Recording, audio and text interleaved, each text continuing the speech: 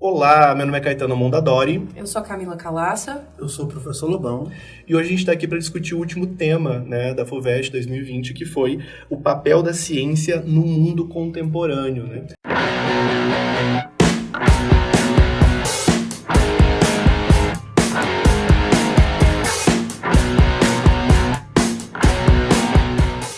Já é o segundo ano que a FUVEST tem algum tema voltado para essa área da educação ou do saber, né? O ano passado foi a importância do conhecimento histórico, né? E hoje a gente está aqui com o professor Lobão, que é professor de Geografia do canal Mais Geo, com o professor Rocha, né? E a Camila, que é professora de redação, estudante de literatura, né? Acadêmica. E a gente gostaria de realmente discutir esse tema e a importância dele para os nossos alunos, para as pessoas que estão nos assistindo. Camila, o que você achou desse tema? O que você achou da FUVEST ter esse tema como uma proposta para alunos de ensino médio? Em primeiro lugar, eu acho que esse tema ele foi provocativo. Ele foi provocativo porque esperar que um aluno ou uma aluna escreva um texto falando da importância da ciência, do papel da ciência no mundo, não só no Brasil, né? E sendo isso meta-estrutural, esse aluno vai precisar parar para pensar o que fazendo essa prova ele vai entrar na universidade. Ele vai entrar na universidade para fazer o quê? Para produzir o quê? Né? Entre outras coisas, ciência. Então ele escreve sobre ciência para entrar numa universidade pública para fazer ciência, seja em que área for. Então, acho que, antes de tudo, esse tema foi provocativo, foi para produzir reflexão mesmo. E eu costumo dizer para os meus alunos que a escrita, a elaboração de um texto, é um processo de reflexão, seja qual for o tema. Seja num tema mais direto, como o do Enem, seja num tema mais filosófico, mais subjetivo, como costumam ser os temas da redação FUVEST. E você, Lobão, o que você achou desse tema da FUVEST esse ano? Eu achei um tema muito atual, muito importante e bastante necessário. Vivemos um momento onde a ciência está avançando cada vez mais, os ciclos tecnológicos estão cada vez mais rápidos e nesse mesmo momento você tem pessoas negando a ciência. Então eu achei fundamental e importante a FUVEST colocar um tema, né, que é extremamente relevante, né, e até uma forma de esclarecer para as pessoas. O aluno antenado, atualizado, que acompanha o dia a dia, né, vai saber escrever esse texto tranquilamente. Agora, aquele aluno mais alienado, mais fora da realidade, ele vai ter dificuldade. Eu, particularmente, desde o ano passado, quando a FUVEST falou da importância do conhecimento histórico, eu já tinha percebido esse tom realmente de provocação, né? Uhum. Não uma provocação pobre, mas uma provocação realmente no sentido de falar, ei, o que uma universidade como a FUVEST quer dizer? Olha, a importância de reconhecer a história. Ela está falando, se você não reconhece o processo histórico do seu país, você pode cometer erros, né? A gente vive hoje uma ascensão do pensamento conservador, nada contra quem é conservador, tudo contra quem quer impor o conservadorismo. Uhum. Mas nesse mesmo momento, esse pensamento conservador que era criticado ano passado sobre o conhecimento do processo histórico, ele vem hoje mais específico em relação a essa questão da produção científica, a importância da ciência, né? Mas eu queria fazer algumas considerações para o aluno que está em casa, né? Se você puder, por exemplo, pegar essa prova na internet, as coletâneas, né, a gente passou para vocês, as coletâneas foram muito interessantes, mas eu destaco particularmente o texto 4, que é um texto que fala: nós criamos uma civilização global em que os elementos mais cruciais dependem profundamente da ciência e tecnologia. Também criamos uma ordem em que quase ninguém compreende a ciência e a tecnologia. Então, nós estamos em uma sociedade em que nós dependemos da tecnologia, mas, ao mesmo tempo, quase ninguém entende ciência. Para vocês, como professores, né, o Lobão, como professor de geografia, então a geografia sempre tem essas duas áreas, né, a geofísica e a geopolítica, e as duas acabam dando problema hoje, né? Durante muito tempo os professores de geografia falavam assim, a geopolítica que é a parte difícil em sala de aula, mas hoje até a geofísica, né, porque os alunos acham que a Terra é plana. Mas, Lobão, você como professor de geografia, né, como que você vivencia em sala de aula essa contradição? Uma sociedade que depende da ciência, mas ao mesmo tempo que nega ou não reconhece a ciência. Eu vivo uma extrema agonia mal disfarçada, né? Esse grande paradoxo aí que a gente vê hoje em dia. Como assim, né? A tecnologia moderna, os satélites, a informática, a inteligência artificial, a internet das coisas, né? Avanços importantes da ciência chegam para para todo mundo, dão voz para as pessoas e, ao mesmo tempo, você tem, né, discursos completamente obscurantistas na parte da ciência ganhando força. Né? E uma explicação que eu vejo em relação a isso é a forma como a internet radicaliza as pessoas, colocando elas em bolhas através de algoritmos e fazendo com que as pessoas passem a ver cada vez mais uma única visão, uma visão cada vez mais extrema. Então, a pessoa usa da ciência, usa da tecnologia para poder desaprender. Né? É uma coisa surreal, mas que eu creio que a gente está num processo ainda de... a gente é meio que cobaia de laboratório, porque a gente está vivendo um momento disso. Eu, por exemplo, eu tive uma infância analógica e vivo uma idade madura, né, digital. Então, as pessoas não sabem como que é ser digital. A gente está aprendendo com isso. Eu creio, né, eu espero, torço, para que no futuro próximo as pessoas aprendem como que é ser digital e tenham mais maturidade. E eu tenho muita esperança na geração Z que está vindo aí, a milenal, que vive tecnologia e que vai ser muito mais perto que a nossa, que, né, viveu uma infância analógica, que agora está assustado com essas mudanças. E por conta disso você vai ter então essa radicalização do pensamento e o obscurantismo científico. Camila, você faz doutorado, né? Isso. E você pesquisa qual área? Eu trabalho com poesia, faço pesquisa em poesia, especificamente voltado para compreensão da estrutura do sujeito lírico dentro de um poema de autoria feminina. Depois da segunda palavra, começou a aparecer para mim uma letra do Djavan e eu não consegui mais entender o que você falou. Algumas pessoas não sabem. Eu e a Camila, a gente já se conhece há alguns anos. Isso. E, além de amigos pessoais, a gente também é colega de trabalho, né, num colégio de ensino médio. Você estava falando antes dessa questão da ciência, né? Olhem isso, que interessante. A Camila é uma pesquisadora de poesia. Isso. E as pessoas têm dificuldade de entender, por exemplo, que a sua pesquisa é uma pesquisa científica. Uhum. A prova da FUVEST fala a importância da ciência na contemporaneidade, mas como que você compreende, por exemplo, hoje, como professora, como pesquisadora, a relação que as pessoas têm com a ciência? Como que as pessoas se relacionam com a questão da pesquisa?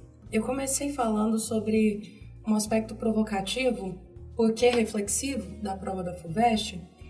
E claro que isso vai estabelecer uma relação com o universo da pesquisa, porque no Brasil e no mundo, em geral, a ciência é produzida a partir das universidades, né? Em regra, é isso que acontece. A pesquisa na área de humanas, ela até acontece, e ela acontece bem, na verdade. E a gente tem inúmeros trabalhos dentro da Faculdade de Letras, dentro da Faculdade de Ciências Sociais, de História, de Filosofia, de Geografia. Mas nem sempre essas pesquisas são levadas como ciência, porque elas não têm um caráter utilitarista. Então, estudar poesia serve para quê? Para eu ler a poesia para uma pessoa que eu acabei de conhecer e quero conquistar? É um poema de amor, por exemplo? Não é só isso. A poesia faz parte do que está escrito, gente.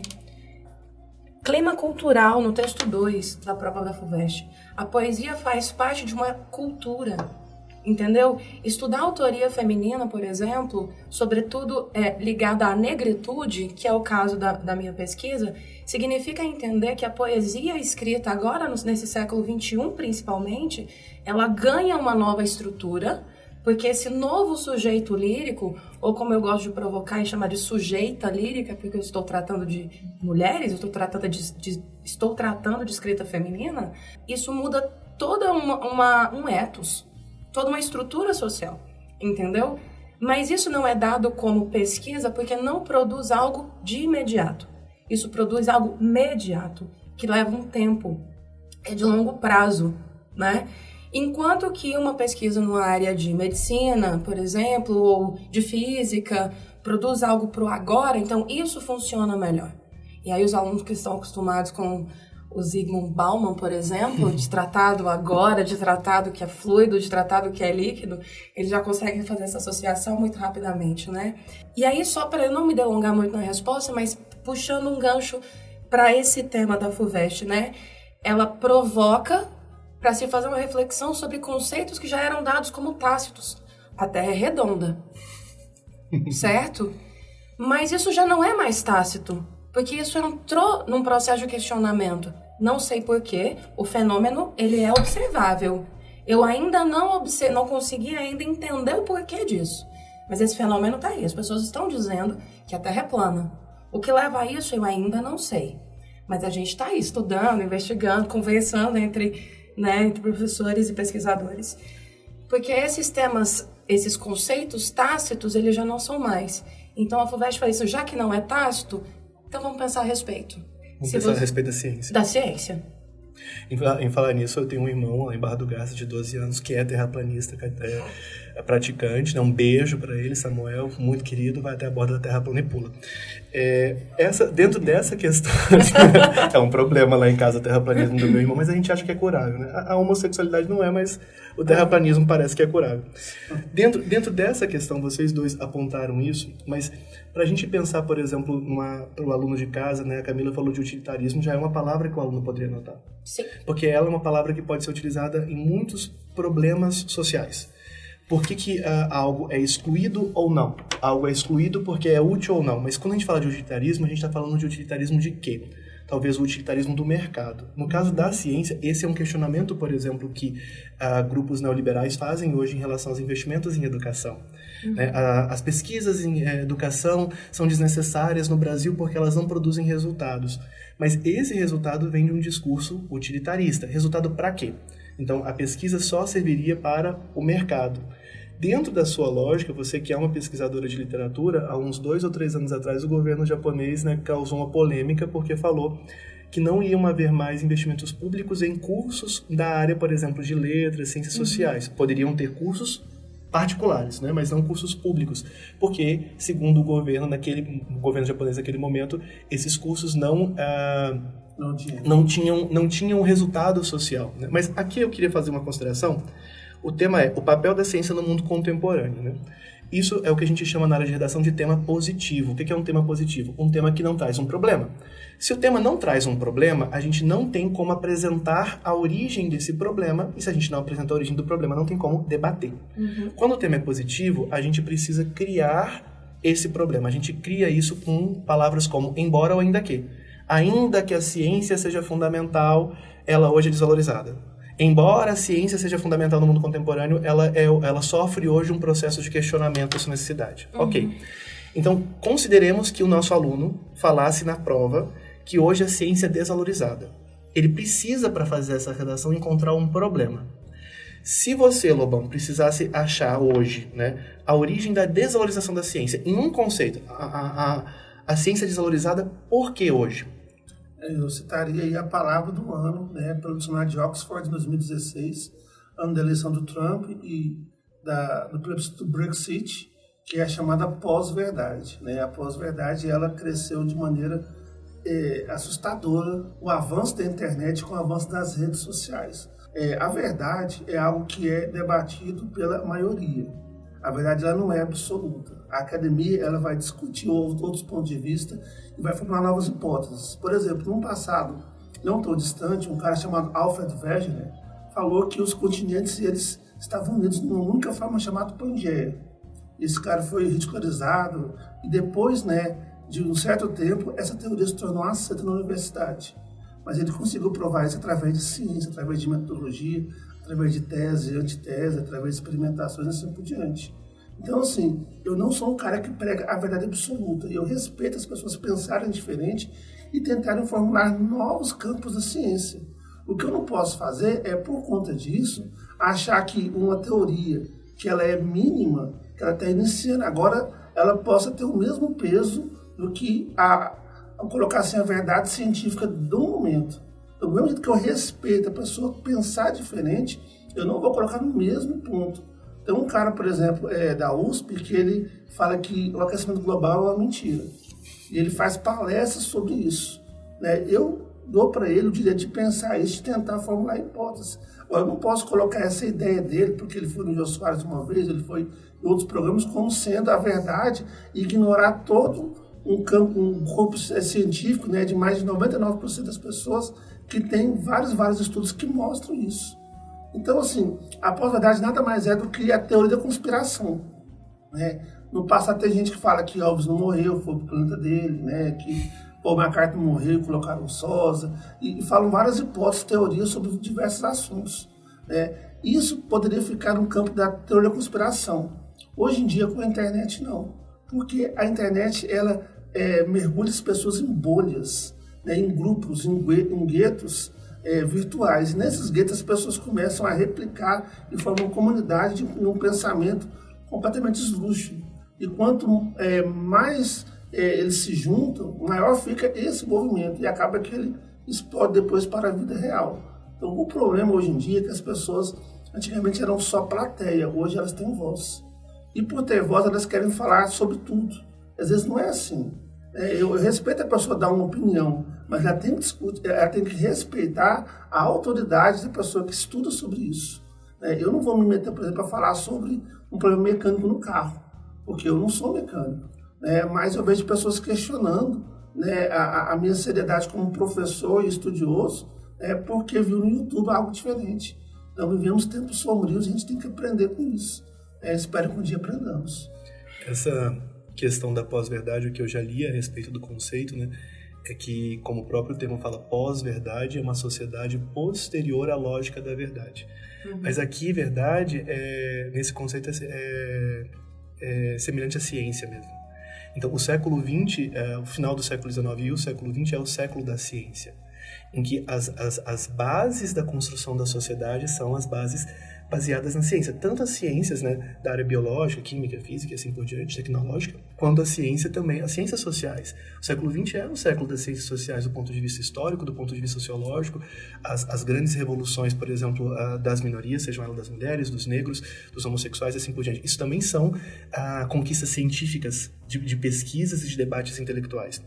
Mas dentro dessa lógica do debate, tem um livro que eu gosto muito, que eu sempre falo aqui, quando a nossa equipe está conversando e tudo mais, que é A Morte da Verdade, eu não sei se é Michiko alguma coisa.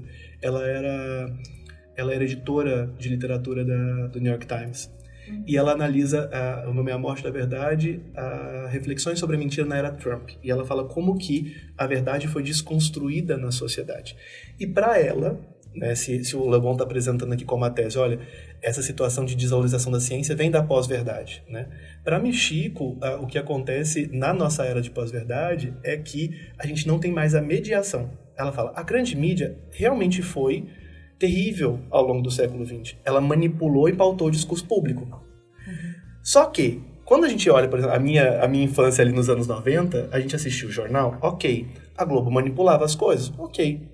Globo lixo, né? Hoje é impressionante, né? Porque a esquerda fala que a Globo é lixo, a direita fala que a Globo é lixo, é uma unanimidade. Eu fiz até um vídeo no canal sobre isso. Sim, tudo é ruim. A Globo é de esquerda ou de direita, né? Eu ainda fiz uma análise sobre isso. Que é uma dúvida que as pessoas têm hoje. Mas o que ela diz é, quando você vai no YouTube hoje, por mais que tenha toda uma série questionável dessa mediação, cara, tem no YouTube, você vê Paulo Freire no Programa Livre. Isso é mediação. Então, não era qualquer pessoa que chegava no Programa Livre com o Serginho Groisman no SBT para falar sobre educação. Então, tinha um produtor do programa que mediava. Hoje não, eu ligo uma câmera, como a gente está aqui, a gente está tentando fazer um debate sensato, mas a gente poderia, por exemplo, falar que existe, por exemplo, uma conspiração esquerdista dos professores tentando destruir a universidade pública, onde todo mundo fica pelado. Quer dizer, essa câmera, ela não vai desligar se eu falar algo insensato. Então, o que a Michiko fala hoje é que a tecnologia, embora tenha ampliado muitas ideias e discursos bons, ao mesmo tempo, ela também ela fez com que o debate público perdesse a mediação. O Lobão falou uma coisa, né, interessante quando a gente chegou, né? Ele falou assim, não é porque você tem opinião que você tem que falar, não é porque você tem voz que você tem que falar. Só que, às vezes, a pessoa também não tem a sensatez para ouvir. Camila, o Lobão falou que ele apresentaria como tese a pós-verdade. Você apresentaria, por que a ciência é desvalorizada hoje? Qual que seria o seu ponto de vista? O que você defenderia? Tá, ciência tá para mim, dentro desse tema, em um paralelo com a educação. E há uma desvalorização da educação. O tema é amplo, ele está falando de mundo, mas se a gente fizer um recorte muito específico para o Brasil, a gente tem visto uma desvalorização da educação gradativa e vertiginosa. Assim, uma coisa assustadora, inclusive. Eu trabalharia nesse paralelo com a educação, e aí você antecipou um nome que eu ia falar, que é o do Paulo Freire. E antes eu havia falado de conceitos tácitos. Aquilo que o Paulo Freire propõe quando ele escreve a Pedagogia do Oprimido, por exemplo, não é que isso não seja passível de contra-argumentação. Não é que isso não seja passível de questionamento, mas é dado como tácito que a produção do Paulo Freire é basilar na educação brasileira e mundial, né? Então, simplesmente negar o Paulo Freire sem produzir uma contra-argumentação a esse respeito, mas só dizer o Paulo Freire está errado. Errado por quê? Por exemplo. E também não é que necessariamente se chegue a uma resposta contra o Paulo Freire, mas pensar talvez com ele, né?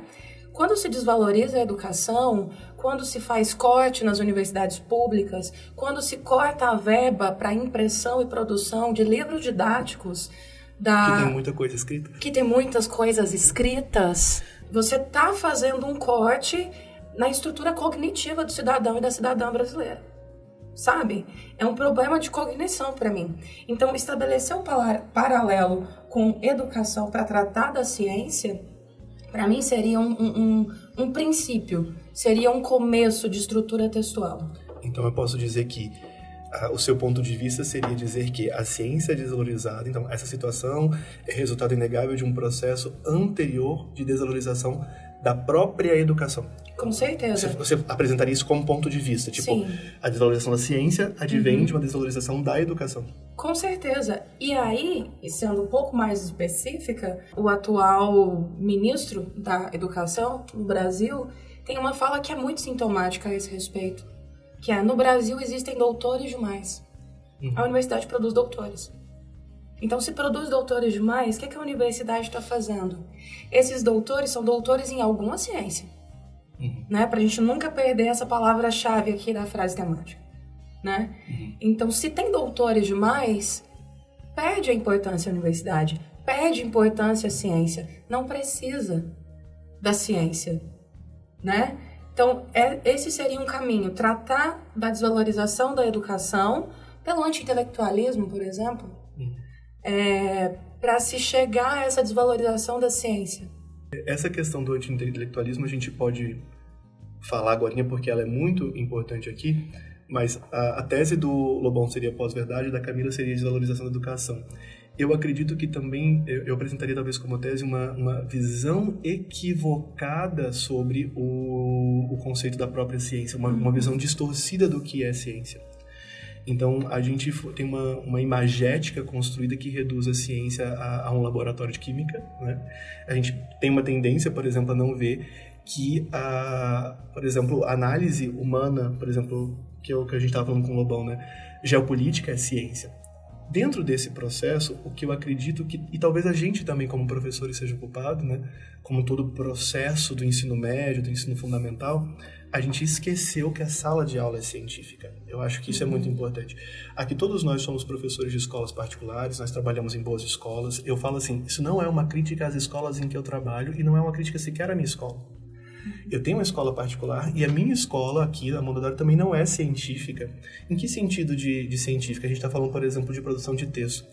Do ponto de vista, uma aula de redação que fosse científica, ela deveria levar o aluno, por exemplo, vou estudar artigo de opinião, eu deveria levar o aluno a pesquisar o conceito de artigo de opinião, a levantar artigos de opinião na mídia, a partir desses artigos que eles encontraram, fazer recorrências e a partir disso falar, olha, o artigo de opinião se comporta assim. A nossa realidade expositiva em sala de aula é absolutamente anticientífica. Eu chego com uma listinha pronta e falo, olha, esses dois aqui são artigos de opinião, você sublinha isso, isso e isso, aí eu apresento uma lista de características do artigo de opinião.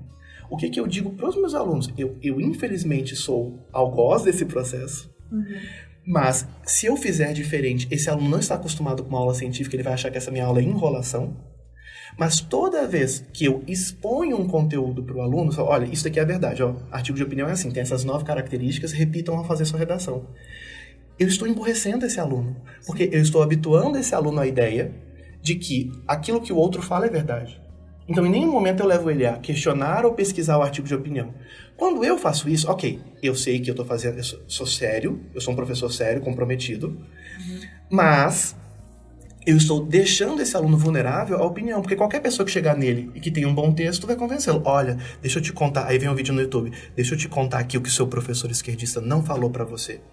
Então, Lobão, dentro desse processo, você como professor, agora, a Camila falou de educação, você falou de pós-verdade. Antes da gente pensar nos assuntos que a gente poderia trabalhar ou nas citações, como que você acredita que a escola, nós como professores da instituição escola, trabalha para um pensamento, aí sim, anti-científico e anti-intelectualidade? Como que a escola hoje contribui com isso?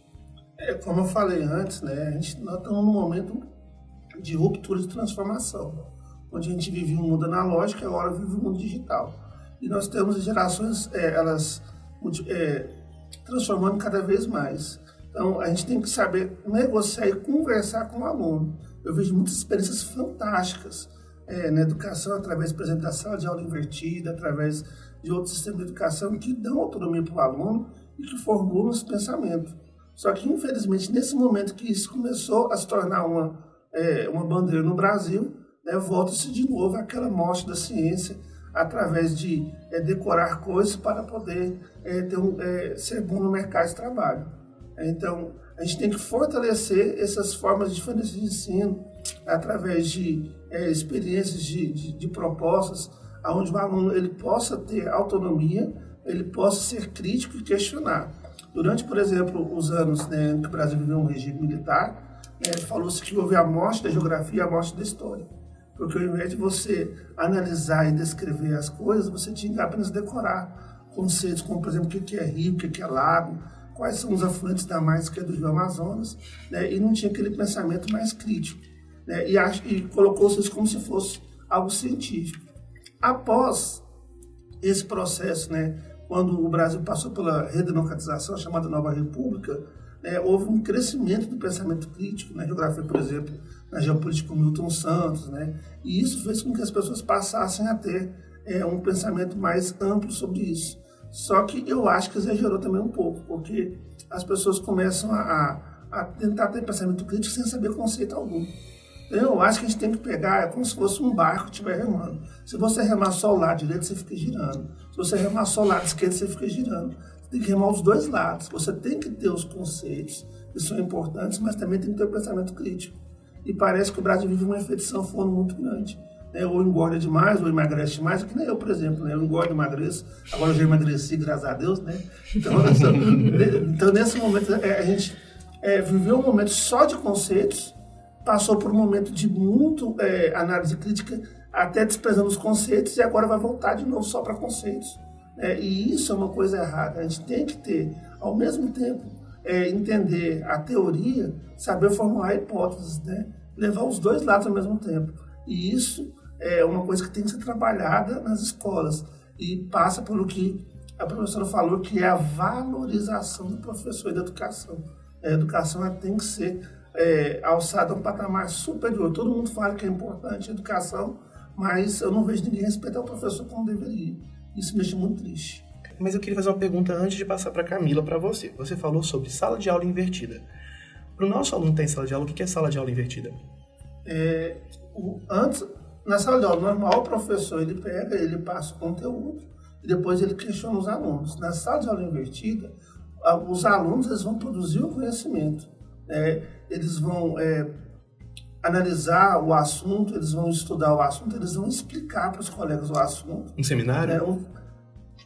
O seminário faz parte, não é somente, a gente não pode colocar como sinônimo seminário, mas é onde o aluno fica no lugar do professor, o professor no lugar do aluno, onde o aluno tem a autonomia de produzir o conhecimento, de formular, e até de forma autodidática, perceber os seus erros e aprender mais. Eu, por exemplo, eu faço muito com os alunos paródias, e eu faço eles escrevem paródias. Só que para ele fazer uma paródia, primeiro ele tem que pegar e estudar o assunto, fazer um resumo, pegar o que é de mais importante, porque a paródia tem que ser completa, tem que ser em cima do assunto. Uma vez que ele fez isso, ele vai formular a música. Ele vai pegar uma música chiclete, aquelas músicas, pode ser uma música bem brega mesmo, mas que fica na cabeça, e vai tentar fazer as rimas e formar a música. Uma vez que ele fez isso, aquele assunto fica na cabeça dele, ele não precisa nem cantar a música não, ele aprendeu o assunto, ele compreendeu. Então é fazer com que o aluno seja protagonista, é o chamado protagonismo juvenil, e não ele ser apenas um ser passivo que vai receber do professor as coisas tudo prontas. Por isso que o pessoal fala, por exemplo, a diferença entre o aluno e o estudante. O aluno ele é aquele ser coletivo, 30, 40 alunos, e passivo, recebe do professor. Já o estudante não, o estudante ele está em casa sozinho, ativo, né, produzindo conhecimento. Muitos alunos em sala de aula são péssimos estudantes, porque eles pegam a aula, mas não fazem o estudo depois e não aprendem nada. Muitas pessoas que são estudantes, né, às vezes, aprendem muito mais do que em sala de aula. Então, assim, existe uma diferença entre aluno e estudante. O aluno ele é um ser passivo coletivo, o estudante é um ser ativo individual. E esse ser ativo é muito importante para a educação. E a sala de aula invertida, ela fornece esse aspecto, onde o aluno ele começa a produzir conhecimento e percebe o que é ciência. Não é uma coisa simples, onde você vai formular uma hipótese do nada, tirar do umbigo, né? A pessoa ela vai fazer uma análise mais completa e vai formular uma tese, uma antitese, né? Uma amostragem e formular depois um pensamento final. Então, é uma coisa que dá autonomia para o aluno e não deixar ele de forma passiva, né? Só recebendo e decorando. Teve uma experiência de uma pessoa que bateu a cabeça, teve lapso de memória e ele teve que voltar para a escola. Aqueles assuntos que ele estudou de verdade, que ele aprendeu, ele lembrava rapidamente. Aqueles que ele colava, ele falava que ele nunca tinha visto. Ele teve que, de novo, pegar e pegar a aula e estudar assim por diante. Então, a sala de aula invertida deixa o aluno cada vez menos aluno e cada vez mais estudante. Uma consideração que eu tenho sobre isso, sobre essa questão da sala de aula invertida, é que esse tipo de metodologia trabalha habilidades que vão ser importantes fora da escola. Uhum. Então, todos nós, quando somos profissionais, a gente tem que aprender a falar. Por exemplo, isso aqui a gente está conversando, né? Quantas vezes, por exemplo, no mercado de trabalho, o fato de você não se posicionar faz com que você desapareça no mercado. Você tem que saber falar, você tem que saber se posicionar. Quando você chega em sala de aula e pede para não falar, você não, ele é tímido. E a escola deixa aquilo. Não, ele é tímido, então ele não vai fazer, por exemplo, tal coisa. Qual que é o problema? Então a escola é reduzida só à prova, se ele sabe ou não aquele conteúdo. Mas a timidez também tem que ser trabalhada lá na frente. Não só por causa do mercado de trabalho, mas das relações sociais. O problema que eu vejo, e a gente pode chegar nesse caso da educação e tudo mais, é que a escola foi reduzida ao mercado. Então, a sensação que eu tenho é que o aluno foi tão alienado à sala de aula conteudista que quando o professor propõe uma metodologia, eu já tive essa sensação, por exemplo, quando até eu estava no ensino médio, quando a professora divide aquele semestre em capítulos e fala para os alunos apresentarem um capítulo como seminário, às vezes os alunos acham que a professora não quer dar aula. Uhum. Né? Então, porque o aluno foi tão alienado a esse processo expositivo que ele não consegue reconhecer outras formas de sala de aula. E o professor que tenta isso é criticado. Eu tenho, por exemplo, colegas que são professores de geografia, colegas que são professores de arte, que vão passar, por exemplo, um vídeo, né? E o aluno, muitos alunos entendem que aquele é o momento enrolação. Então, eu acho que, concordo com a Camila nesse aspecto, se o aluno é levado a desvalorizar o próprio processo de sala de aula, ele se torna, como você disse, passivo. Então, lá na frente, ele é um cidadão passivo, então ele vê qualquer tipo de manifestação científica como desnecessária mesmo. Mas tudo bem, a gente escolheu duas teses aqui para quem está em casa, né? Pós-verdade e a desvalorização da própria educação. Camila, você tem que defender, então, uma dessas teses. Você tem que defender que ou é a pós-verdade que desvaloriza a educação, a ciência, ou, então, que é a desvalorização da educação que desvaloriza a própria ciência.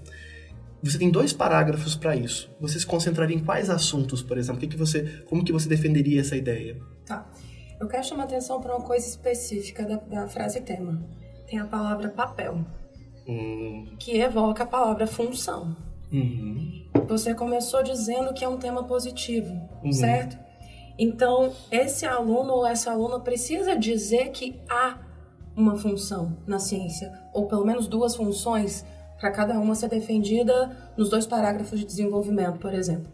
Então, o tema já propõe de cara que a ciência tem sim uma função, um papel, o papel da ciência no mundo contemporâneo. Esse aluno ele não tem a possibilidade de dizer que a ciência não tem papel algum no mundo, certo? Eu trabalharia em termos de desenvolvimento partindo de uma função, de um papel na construção da ciência, né? Num progresso tecnológico, por exemplo, que aí se a gente chegar à ideia de desvalorização da educação, ou para valorizar a educação, o avanço tecnológico que vem pela ciência, como uma das funções da ciência. né? De, por exemplo, reestruturar esse processo de sala de aula. As salas de aulas estão defasadas, por exemplo. Eu nos vejo assim, num limbo. Porque, por um lado, tem essa questão a sala de aula está defasada, as aulas expositivas, elas são muitas vezes, mais emburrecedoras do que criativas, por exemplo. Mas qual outra saída, como professores, nós temos, uma vez que há uma demanda, ao final de cada ano, num processo seletivo, como o da FUVEST, por exemplo, que sim, é uma prova muito bem elaborada, que é uma prova inteligente, que propõe uma reflexão, mas que é uma prova. Então, a gente precisa trabalhar conteúdo, a gente precisa contar para o aluno que isso é uma dissertação. Então, se eu entendi, você gostaria de fazer um parágrafo, porque se a sua tese é educação, você não poderia repetir educação como um parágrafo, mas você repetiria, por exemplo, assim os fatores que contribuem para essa realidade estão a própria desestruturação do pensamento científico no ambiente escolar, por exemplo. Sim. Isso seria um parágrafo interessante. Uhum. Mas e outro parágrafo? Por exemplo, você acha que a gente poderia trabalhar, sei lá, mídia, autoritarismo social? Que outra coisa contribui para que a educação não seja valorizada e, por isso, a ciência seja desvalorizada? Certo. Aí, necessariamente, sendo uma pessoa de humanas, né, Uhum. eu iria tratar da ciência como uma possibilitadora de uma nova visão social, por exemplo, que seja por meio das mídias sociais.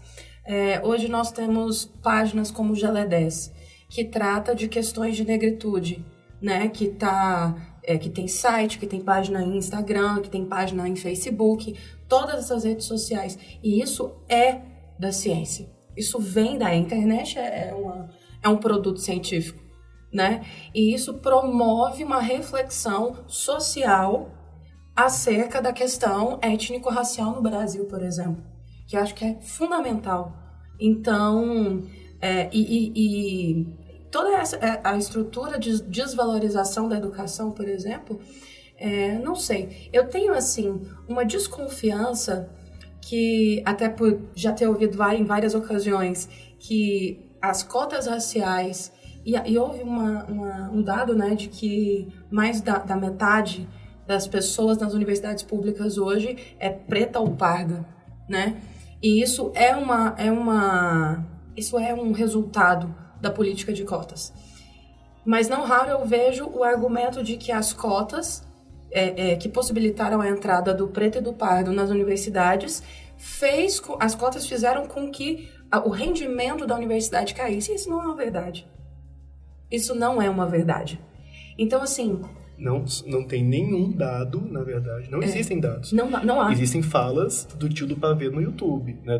Isso. Mas não existem dados, na verdade. Eu me lembro que quando a gente ainda estava na UFG, a UNB e a UFG fez uma pesquisa sobre as notas dos alunos cotistas e não cotistas. E, na verdade, a gente via que os alunos não cotistas tinham notas melhores do que os alunos... Exato. Os alunos cotistas tinham notas melhores do que os não cotistas, né? E aí, porque o argumento que essas pessoas usam você vai dar cotas porque essas pessoas não entram. Então, o vestibular é um instrumento de meritocracia. Quem tem mais mérito, entra. Então, se você está dando cotas, essa pessoa não tem tanto mérito. Isso vai abaixar o rendimento da universidade como um todo. E aí, quando eles entram, se os cotistas entram na universidade e eles têm notas melhores, então o vestibular não é um instrumento para selecionar o melhor. O vestibular não seleciona o melhor. O vestibular seleciona quem sabe mais conteúdo. Saber mais conteúdo não significa que você é o mais intelectualizado, significa que você é o que teve mais tempo de estudar. Sim. E tempo no Brasil é dinheiro. Só tem tempo para estudar quem não precisa ser mão de obra. Porque quem precisa ser mão de obra, trabalha de manhã e à tarde, faz cursinho ou faz ensino médio à noite, não tem condições de estudar todo esse conteúdo. O vestibular não é instrumento de mérito. Não é estudante. Hã? Só a sua frase não é só aluno, é estudante. Termine, desculpa. Eu só quero agora sintetizar a minha resposta, né, para esse segundo parágrafo, ou terceiro parágrafo, né, o segundo do desenvolvimento. Eu trataria, então, de uma das funções da ciência, exaltando, por exemplo, a criação da internet como um produto científico que é capaz de dar acesso a instrumentos de aquisição de conhecimento e aí trazendo alguma coisa relativa a alguma questão social específica. Então, numa associação entre o que há de produto científico do ponto de vista tecnológico e da ciência no campo social, no campo das ciências humanas. Pelo menos por aí. Eu queria fazer uma consideração sobre o que a Camila disse. A Camila falou assim, nas pesquisas pragmáticas, por exemplo, de ciência, né? Sei lá, química, física, né, biologia, faz uma pesquisa, por exemplo, farmacêutica e encontra um remédio. Isso tem um produto aqui.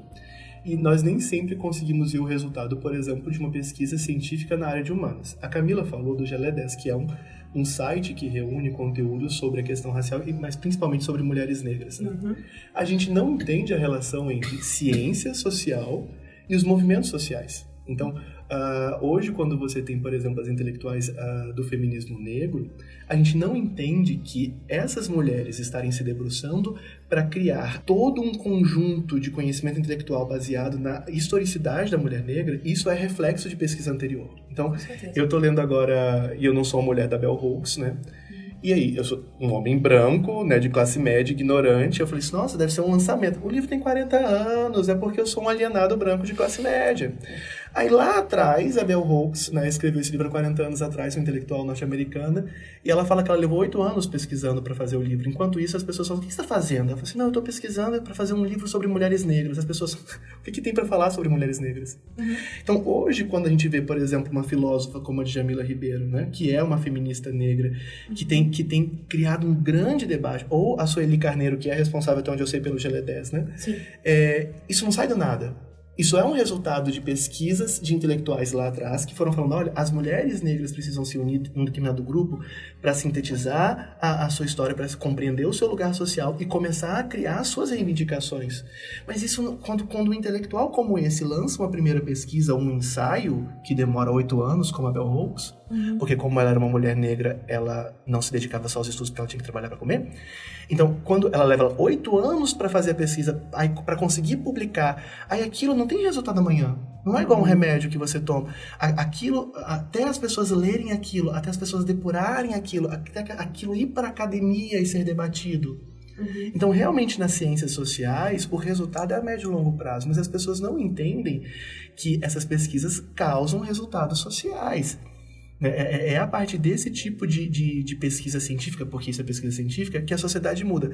Então, talvez, o que eu faria, ao invés do seu parágrafo sobre tecnologia e internet, por exemplo, o que eu faria, talvez, assim, entre os fatores que contribuem para essa realidade, pode destacar a falta de um aprofundamento de método científico no ambiente escolar, juntamente com, eu faria um segundo parágrafo sobre a desconsideração da área de ciências sociais e humanidades como um instrumento de progresso científico. A gente não considera essas pesquisas como instrumento de progresso.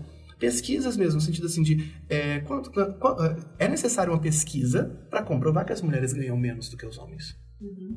Porque se não tiver a pesquisa, as pessoas... Não, é normal. Não, tem que ter uma pesquisa. A pesquisa aponta que é tantos por cento.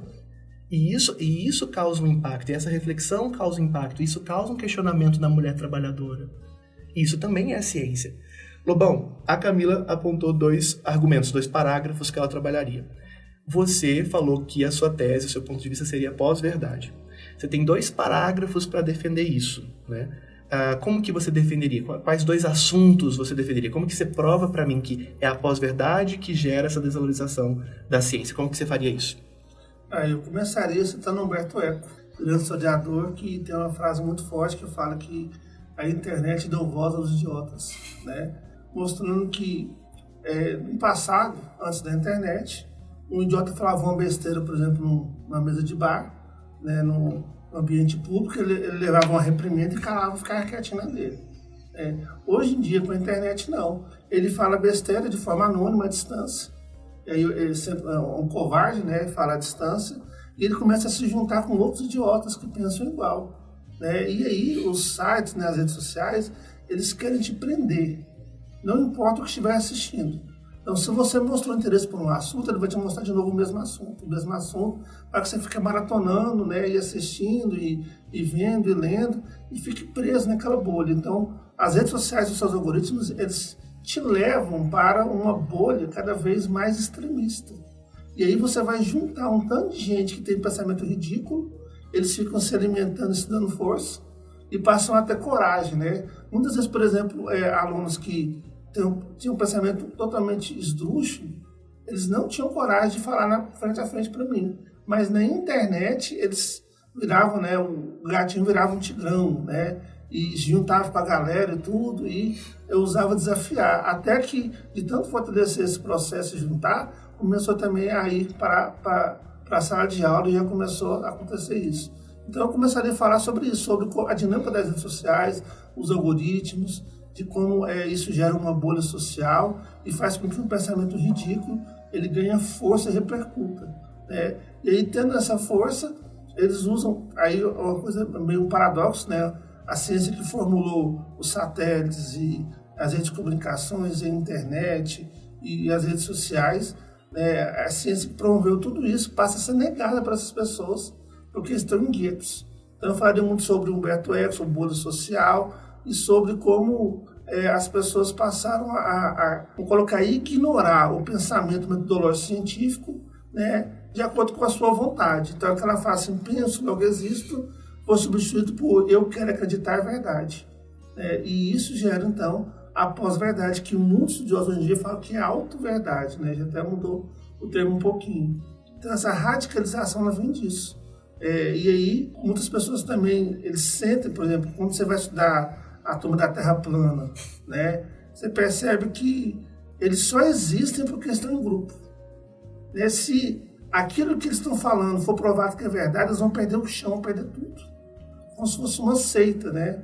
E aí, então, eles radicalizam de forma cada vez mais para poder estar fazendo parte de um grupo, de uma comunidade, para ser aceito, né? Então, eles eram um Zé Ninguém no meio da coletividade e agora eles estão agentes importantes. E aí, de novo, mais uma vez, as redes sociais radicalizando esse processo cada vez mais, juntando grupos, né? Teve até um artigo do The New York Times que fala que o YouTube radicalizou as pessoas no Brasil ao criar essas bolhas e ao expandir esses pensamentos aí, como, por exemplo, terraplanismo, como vacina faz mal, entre outras coisas. Sobre essa questão que você está falando do YouTube e ainda sobre a morte da verdade da Michiko, eu penso, por mais que eu seja uma pessoa a favor da liberdade e da democracia, mas a grande verdade é que a gente tem muitos benefícios, na verdade, com a internet e com a ligação que as pessoas promoveram na internet. Exemplo, tem várias reportagens e pesquisas que apontam, por exemplo, que muitas mães com filhos com problemas alimentares conseguem fazer grupos para trocarem informações. Uhum. Muitas pessoas conseguem, por exemplo, hoje ter auxílio quando elas têm doenças graves, trocando informações com outras pessoas com essas doenças. Ao mesmo tempo, a gente cria essa dificuldade da valorização da hierarquia social, da hierarquia intelectual, né? Então não é que um cientista é melhor do que eu, mas eu preciso ter humildade em relação ao fato de que, enquanto eu estou aqui trabalhando, dando aula, essa pessoa está pesquisando, trabalho intelectual é trabalho. O que eu quero dizer com isso? Por exemplo, eu gosto muito, muito, muito do Drauzio Varela. Eu acho uma das pessoas mais sensatas, uma das figuras públicas mais sensatas do Brasil. Quando você lê, por exemplo, o trabalho que ele realizou, né, no Carandiru, não só o trabalho mesmo, não estou falando do livro. Uhum. Assim, um médico que quis pesquisar a proliferação de HIV num presídio, ele identificou que por machismo e homofobia, né, o diretor do presídio não distribuía camisinha entre aqueles homens porque ele não queria admitir que aqueles homens faziam sexo entre si. Né? E o Carandiru foi um dos lugares no mundo que mais teve infecção por HIV. O cara é um pesquisador incrível. O Drauzio Varela tem um puta canal no YouTube. Meu irmão de 12 anos também. Uhum. E isso que é ruim da internet. Então, por exemplo, se o Drauzio Varela fosse lá e fizesse um vídeo sobre a Terra plana, talvez, por um acaso, o próximo vídeo fosse do meu irmão de 12 anos. Porque ele é associado por conteúdo, mas não por critério, por exemplo, da qualidade ou do embasamento. Ok, tudo bem. Só que a gente tem que lembrar o que a Camila estava falando antes. Então a gente tem o brasileiro médio, o indivíduo médio, né? Esse indivíduo vai lá e olha o vídeo do Drauzio Varela, por mais que seja embasado em pesquisa científica, às vezes o próprio vocabulário do Drauzio Varela já me faz me sentir excluído. Aí, que eu ia terminar para concluir, essa questão da inclusão intelectual. Né? Uhum. Talvez a ciência seja negada hoje, porque com o advento da internet, a gente percebe que essas pessoas que que têm uma intelectualidade mediana, que não respeitam a ciência, elas puderam se associar, mas elas sempre se sentiram excluídas. Eu aconselho todo mundo a assistir o documentário da Netflix Terra Plana, que é um documentário impressionante. É lindo, porque assim, eu achava que era um documentário só, sei lá... Zoeira. Não, mas ele é uma reflexão sobre a importância da ciência. Porque, na verdade, tem um momento que um cientista, uma reunião de cientistas, ele fala algo que me impressionou. Ele fala assim, a gente, enquanto cientista ou defensor da ciência, tem que parar de rir dos terraplanistas. Porque cada pessoa que é terraplanista é alguém que nós, enquanto cientistas, não conseguimos atingir. Então, o que preocupa não é a pessoa ser terraplanista. O que preocupa é, por que nós, enquanto cientistas, não conseguimos atingir essas pessoas? Aí ele falou, eu não vejo algo negativo em essas pessoas serem terraplanistas, porque muitos terraplanistas estão começando a fazer testes científicos, vocês sabiam disso? Eles estão pegando dinheiro, por exemplo, eles estão pegando raio laser e colocando no mar, aí eles vão colocando vários navios para colocar madeira com buraco, eles colocam raio laser para provar que não tem curvatura. Claro, né? Eles colocam 1 quilômetro, a Terra é muito maior. Aí esse cientista falou, ótimo, ciência é isso. É tentativa e erro. Então, vamos lá, vai testar. Tenta provar um dia, né? Só que é um problema. 1 quilômetro é pouco, tem que ser mais, né? Então, a grande questão é que ele, por exemplo, como cientista, não vê algo negativo. Ele vê assim, se tiver teste. Agora, só sentar o bumbum na cadeira. Por exemplo, nesse documentário tem um terraplanista que fala isso. Eu sei por que a Terra é plana. Eles falam que a Terra é um domo, né?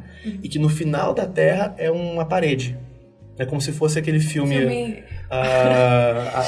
Show de Truman. Eles defendem isso. E o final da Terra fica no Polo Sul e no Polo Norte. Ele falou assim, e eu sei por quê que a Terra realmente é plana e que o final da Terra é um domo, né? Porque não tem nenhum voo comercial para a Antártica possível. Então, eu pesquisei no Google e não tem nenhuma companhia aérea que faz um voo até a Antártica. Quer dizer, eu nem preciso discutir isso aqui, pelos motivos óbvios. Aí a mão invisível do mercado explica, né? Não tem oferta e procura para um voo na Antártica, nem teria por que ir lá. Mas na cabeça dele isso já é um argumento científico. Mas por que ridicularizar essa pessoa se a gente poderia trazer essa pessoa para o debate socrático e fazer perguntas a ela até ela perceber a incoerência, né? Então, eu talvez trabalhasse essa questão de que, para o indivíduo médio, o discurso científico pode ser marginalizador. E no ambiente virtual, ele sente que ele foi incluído dentro de algo, porque ele sempre foi excluído pelo discurso intelectual. Você ia falar algo, Lobão? É o seguinte, as pessoas têm que saber também a diferença entre audiência e autoridade.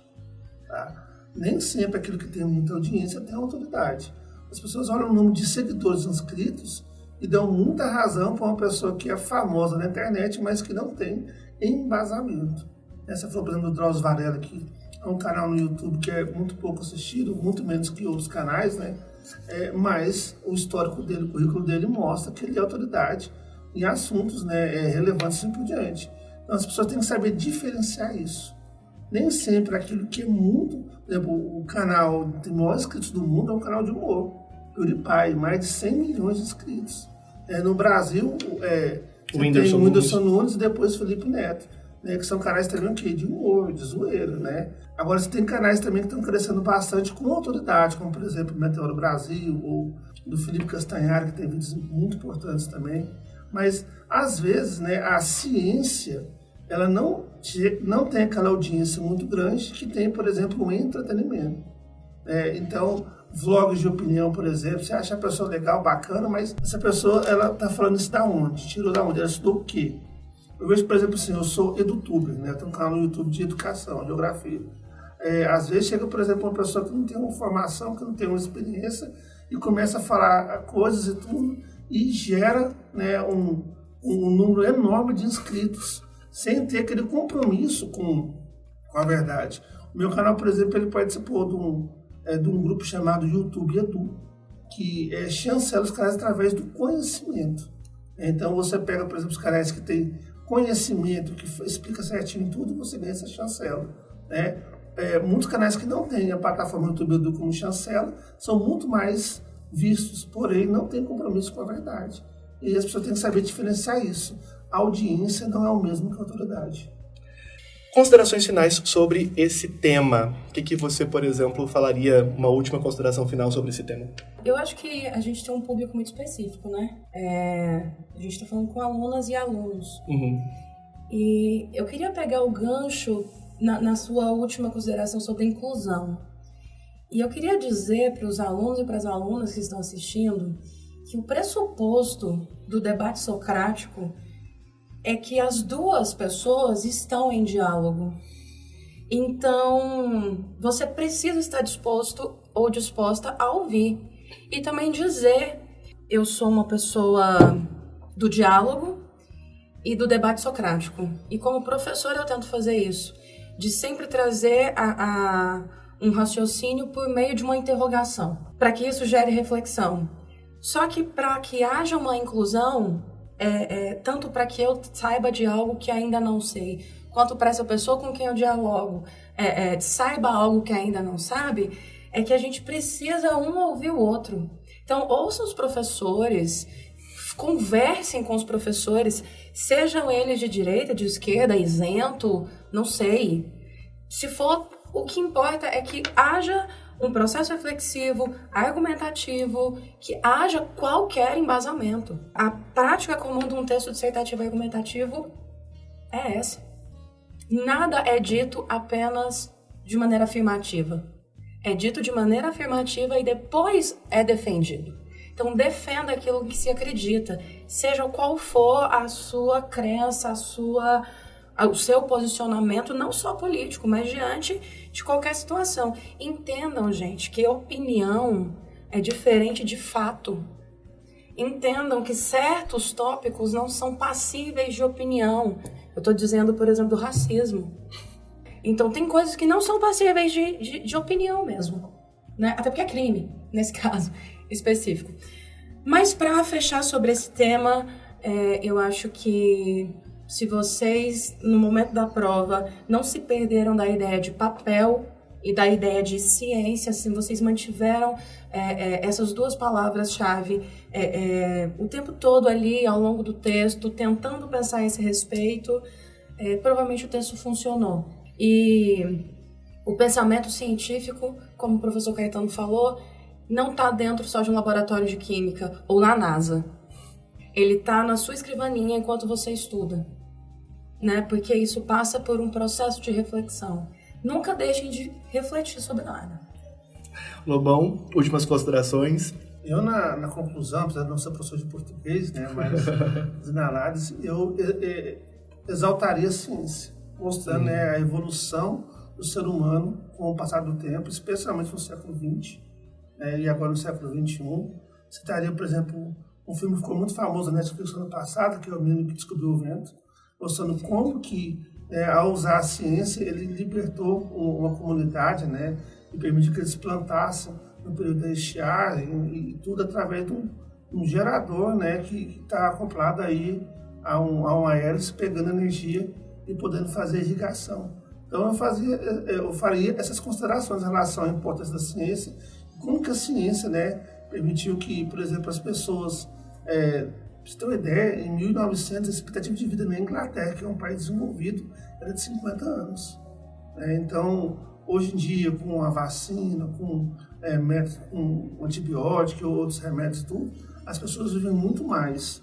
Então, eu mostraria, né, as vantagens da ciência, como ela é importante para o ser humano, né, e de como ela deve ser valorizada. E faria uma provocação em relação à contradição, de que no momento mais avanço científico as pessoas viram a cara para isso, né? Então, seria essa a minha consideração. Então, eu concordo com o Lobão nesse sentido de fazer uma conclusão no sentido de, diante de tudo que a ciência conquistou, né, nesse tempo, o mais urgente é o reconhecimento de um processo intenso de valorização da ciência, para que ela não seja marginalizada, né?